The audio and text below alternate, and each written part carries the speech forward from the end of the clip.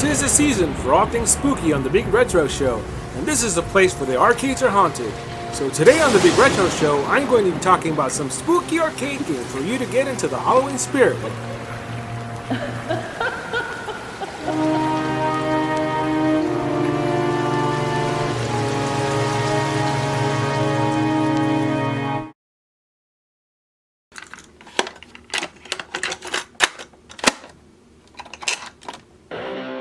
The 80s and 90s were great times to be a kid.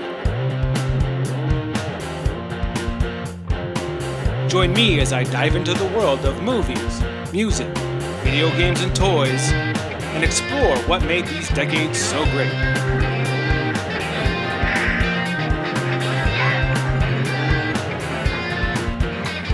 This is the Big Retro Show.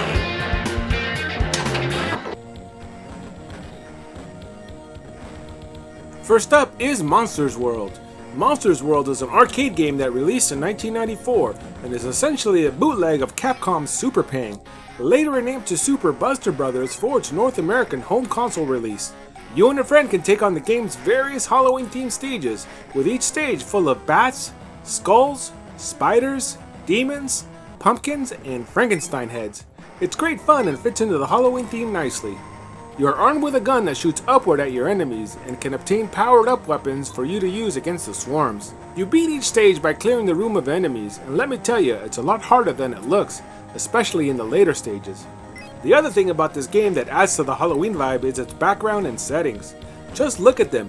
Creepy. Look at this girl. Even creepier. It's good spooky fun. The game can get a little bit repetitive, especially as the levels become more complicated. Aside from your attack button, you also get a jump button and a dash button for when you need to get out of the way in a hurry. This game can be challenging, and that's mostly due to its one-hit deaths. You will be spending quite a bit of quarters on this game if you want to make it further. But hey, that's the fun of the arcades, right?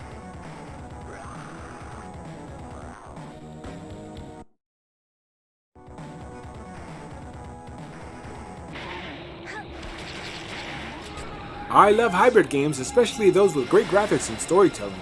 And Sega's Zombie Revenge surely fits the bill and is another great game to play for Halloween. Zombie Revenge is billed as a beat-em-up, but I found that it's equal parts a run-and-gun shooter. More on that later. You play as one of 3 agents who must stop this evil guy named Zed, who is hell-bent on destroying humankind. As the story goes, you're going to investigate the government's undead soldier program. In short, the government was studying ways to create undead soldiers that could be used against its enemies. It's all really bizarre stuff.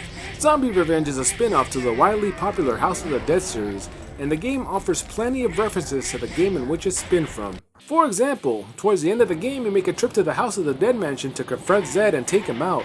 The enemies and some of the music used in the game are also references to the House of the Dead. You can play as Stick Brightling, whose parents were both scientists and members of God. The team that was involved with the Undead Soldier Project. He is considered the balanced character. Linda Rota is the youngest of the agents, and her expertise is with a gun. Her speed and shooting powers are higher than the other characters, but she lacks physical strength. Then there's Rikiya Busujima, who is a tank character of the trio and most dangerous with his fists. At its core, Zombie Revenge is a 3D beat-em-up that has lots in common with games such as Fighting Force. You are armed with a gun when you first enter the game and make quick work of your enemies using both your handgun and your melee attacks. You'll quickly realize that this game is going to be a lot of fun. The attack button allows you to pull off a wide variety of combos. If you combine the melee attack button and the weapon button, you can pull off different moves that can devastate your enemies. You can also do charge attacks with both your melee attack and weapon buttons. While most of the fighting you will be doing will be with your fist, the game provides ample opportunity for you to wield a variety of weapons, from machine guns to shotguns to flamethrowers, making it equally fun to take your foes out with your firepower. This is why I call the game a hybrid beat-em-up and run-and-gun. Your ammunition in Zombie Revenge is limited, however, but I didn't find it to be too much of an issue considering your enemies drop a gangload of ammo. The game also allows you to block attacks, which doubles as the run button. It's a bit wonky, but I barely use the block button in these type of games. I use the block button in this game, however, to run and attack mostly, but I can see how other people would find it off-putting. Another off-putting aspect of this game is the timer. It's constantly rushing you through the stage and it can be annoying. The game grants you a life bar and enemies can poison you. If your poison meter exceeds half of your life meter, you will become vulnerable to combo attacks. If your poison meter exceeds 80% of your life, you will become slower. You can cancel the effects of the poison by acquiring antidote, often dropped by enemies. Zombie Revenge has you following a linear path in which you take on waves of enemies. Hidden rooms are sprinkled throughout the levels where you can find power-ups, which breaks up the linear feel of the game. After taking on the game's regular enemies, you face off against a variety of bosses at the end of the stages, which are pretty fun to fight.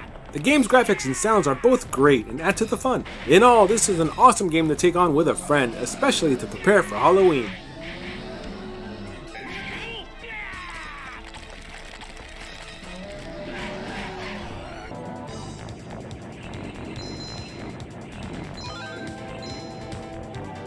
What Halloween arcade episode would be complete without a good shmup? And Con 2 Magical Night Dreams is an excellent one to play for Halloween. You play as one of two witches who embark on a quest to return a national treasure, named the Water Willow, back to the Pumpkin Kingdom. To do that, you must fight your way through 6 stages full of monsters, mini-bosses, and bosses. The game has some unique gameplay mechanics, such as grabbing and throwing your enemies in mid-flight, and inputting Street Fighter II-like joystick movements with the attack button for special attacks. Aside from these two gameplay mechanics, you also get to use a variety of elemental-based magic attacks against enemies that you can obtain by collecting crystals dropped by them. You can chain your attacks using your various weapons, and doing so can gain you health, which is extremely helpful. Thankfully, this is not a one-hit death shoot-'em-up, and I am thankful that the game gives you a life bar. The game also has a level up system that makes your fire a lot more powerful, and your attacks in general a lot stronger. This game has tons of great looking sprites to look at, and the enemies and stages lend themselves towards a Halloween theme. The characters and enemies in this game are drawn beautifully, and the sound is also on point. The bosses in this game are really fun to fight, and when you defeat them, you go straight to tea time, which is essentially a way for you to collect tea and regain your power. This game can be played with 2 players, and you should take it for a test ride for Halloween.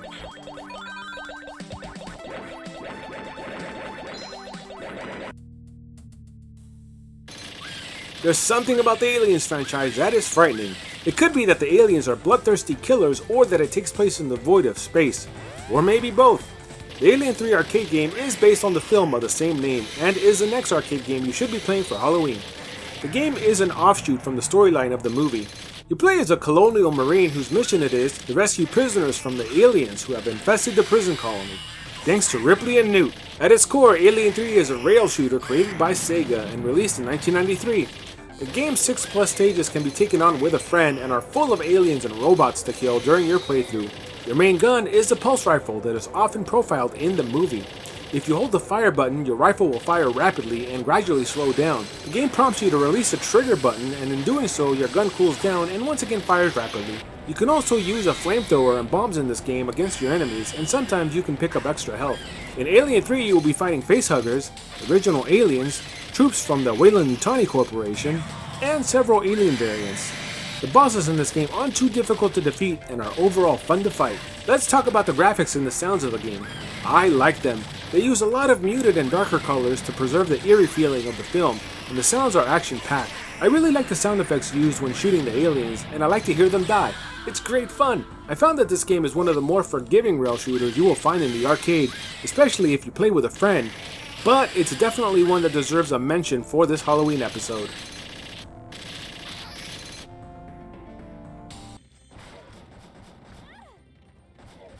I am ending this episode with a banger in Gun Survivor 2 Biohazard Code Veronica. Released in 2001, Gun Survivor 2 was a collaboration between Capcom and Namco, and the end result is a must-play for Halloween.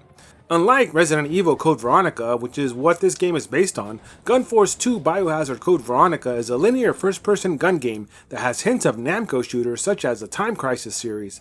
You play as Claire Redfield, and the game is set 3 months after the events that transpired in Raccoon City in Resident Evil 2.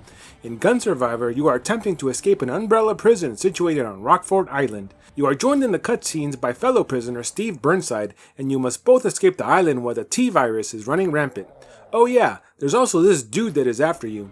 This game is played with a light gun in the arcades and is really quite simple. Shoot everything that moves. One major difference is that your weapon never runs out of bullets, and you never have to reload it. So that's cool, especially since Resident Evil games are known for ammo conservation.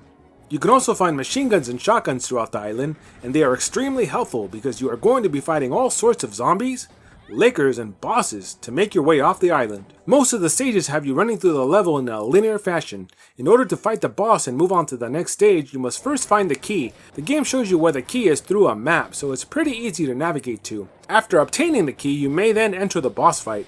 And now, a word about the bosses. They are a lot of fun to fight and surprisingly fit well with this game. Now let's talk a little bit about the controls.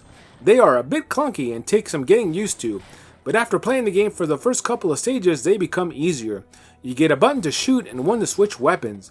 Aiming is performed through your gun. However, the game lets you hit basically whatever the gun is pointed at. If an enemy gets too close to you, the camera switches to a third-person viewpoint, and you must either take the enemy out or run away, forcing the camera to turn back into the first-person view so that you can shoot the enemy from a distance. The game's graphics and sounds aren't too shabby at all, and I like how each of the stages has that Namco music and feel. I think it's kinda cool for the two game companies to collaborate in this way.